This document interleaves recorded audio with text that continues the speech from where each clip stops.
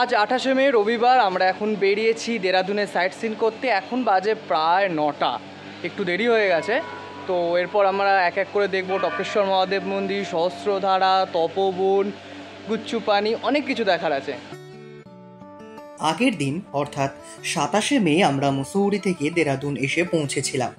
দেরাদুনের ত্যাগী রোডে একটি হোটেল ভাড়া করে নিয়ে পরদিন অর্থাৎ 28শে মে রবিবার সকালবেলা একটি টোটো ভাড়া করে আমরা বেরিয়ে পড়লাম দেরাদুনের সাইট সিন করতে। আপনি হোটেলের বাইরের রাস্তা থেকে টোটো, অটো পেয়ে যাবেন সাইট সিন করবার জন্য। ভাড়া পড়তে পারে 1500 টাকার আশেপাশে। দেরাদুনের সাইট সিনের প্রথম দর্শনীয় স্থান হলো টপকেশ্বর মহাদেব মন্দির।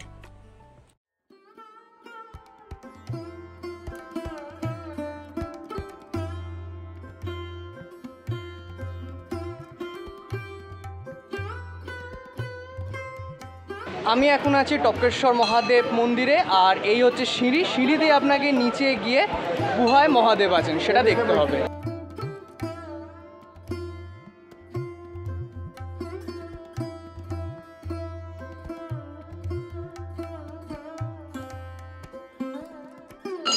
আমার পিছনে এটা টপকেশ্বর মহাদেব মন্দির। গুহার মধ্যে মহাদেব বসে আছেন এবং গুহার ছাদ থেকে কন্টিনিউয়াসলি সবসময় জল পড়ে যায় বাবার মাথায়। ওই জন্য এই মন্দিরের নাম টপকেশ্বর মহাদেব মন্দির। অসার নদীর তীরে অবস্থিত টপকেশ্বর মহাদেব মন্দিরটি একটি গুহার মধ্যে। গুহার ছাদ থেকে বছরের 12 মাস ক্রমাগত বাবার মাথায় টপ টপ করে জল পড়তে থাকে, তাই এই শিব মন্দিরটির নাম টপকেশ্বর শিব মন্দির। কথায় আছে টপকেশ্বর মন্দিরটি 6000 বছরের পুরনো।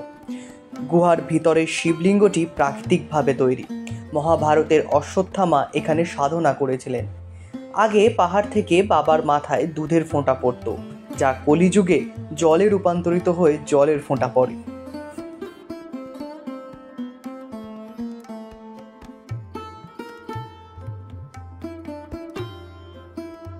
টপকেশ্বর শিব মন্দির ছাড়াও এখানে আছে হনুমান মন্দির, বৈষ্ণব দেবী মাতার মন্দির, আরও অনেক কিছু দেখার মতো আছে এখানে।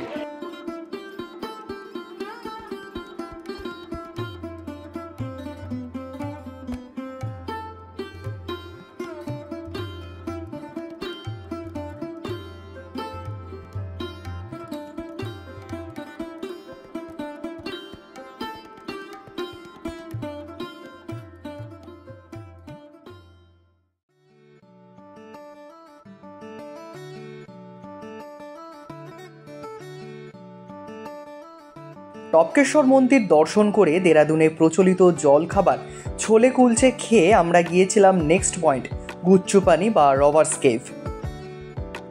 গুচ্ছুপানিতে ঢোকবার জন্য আপনাকে এখান থেকে কিন্তু চটি নিতে হবে। স্যান্ডেল যেগুলোকে আমরা বলি সেগুলো কিন্তু 10 টাকা ভাড়া দিয়ে নিতে হবে, কারণ ভেতরে বুট জুতো পরে কিন্তু আপনি জলের মধ্যে নামতে পারবেন না। আমার পিছনে এটা গুচ্ছুপানির এন্ট্রি গেট 35 দিয়ে আপনাকে কিন্তু ঢুকতে হবে।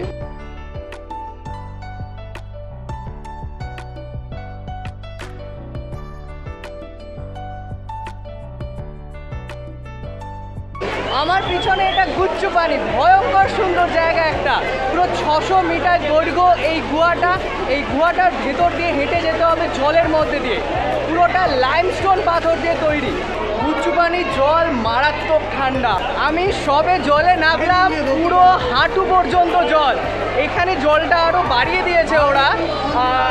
নামবার সময়তে ওখানে বালির বস্তা দিয়ে জলটাকে বেঁধে আর একটু উঁচু করে দিয়েছে এরা।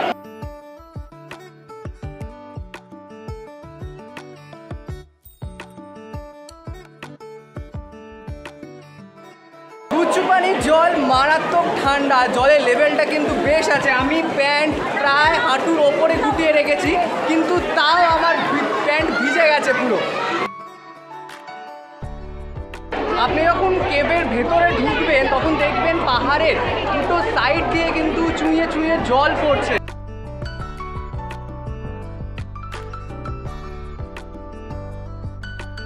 গুহার মাঝখানটার জলের পরিমাণ কিন্তু অনেকটাই কম।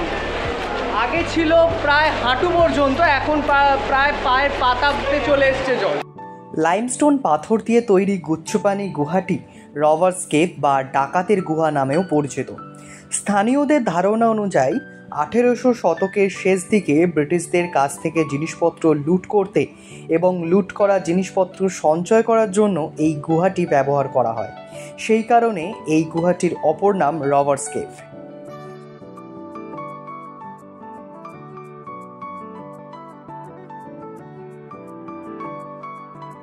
এখান দিয়ে গেলে ভেতরে একটা ঝর্ণা আছে, আপনি ওখানে চান করতে পারবেন, বাট খুব দেখে এখানে প্রচুর পাথর আছে যেগুলো আপনারা পায়ে খোঁচা লেগে পড়ে যেতে পারেন। কিন্তু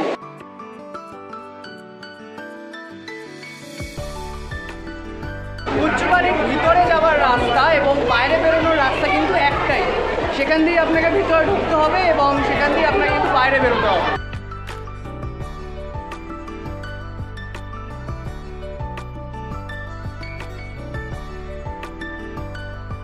সাইট সিনে বেরোলে রবার্স কেভ বা গুচ্ছপানি অবশ্যই কিন্তু আসবেন। খুব সুন্দর জায়গা, মারাত্মক ভালো জায়গা, আনন্দের জায়গা।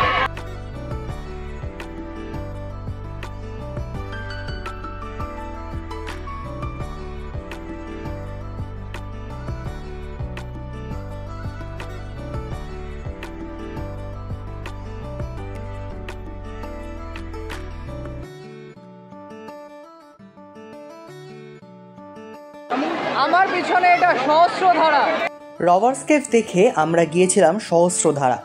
কালী নদীর ওপর গঠিত সহস্রধারা পরবর্তীতে মিশেছে সং নদীতে। এখানে লাইমস্টোন বেশি বলে জলেতে সালফারের ভাগও বেশি। এইখানে একটি সালফার পুকুর আছে, চান করলে চর্মরোগ সেরে যায়।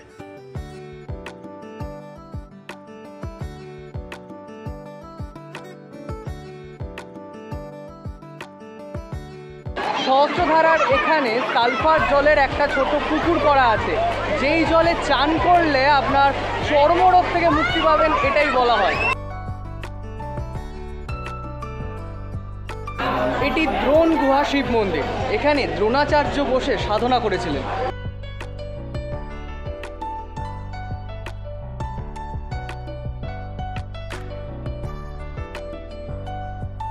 সহস্রধারা দেখে আমাদের পরবর্তী দর্শনীয় স্থান ছিল দেরাদুনের তপবন অঞ্চলের শ্রী রুদ্রেশ্বর শিব মন্দির।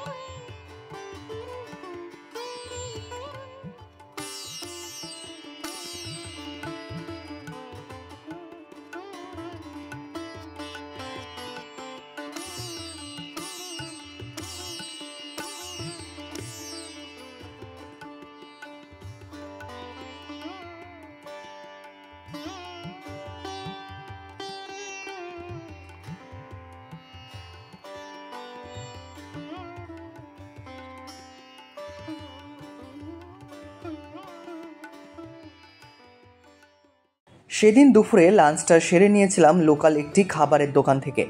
আমাদের মেনুতে ছিল ভাত, রাজমা এবং ভেজ চাউমিন।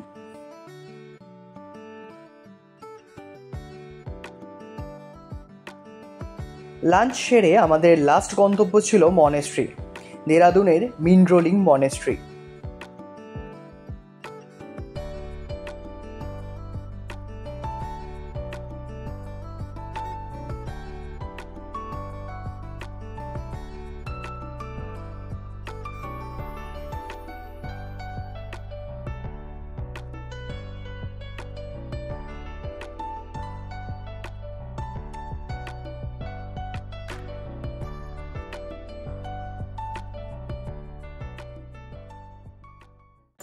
আমি শুভমজি, আর আমার চ্যানেল ট্রাভেল হলিক শুভম।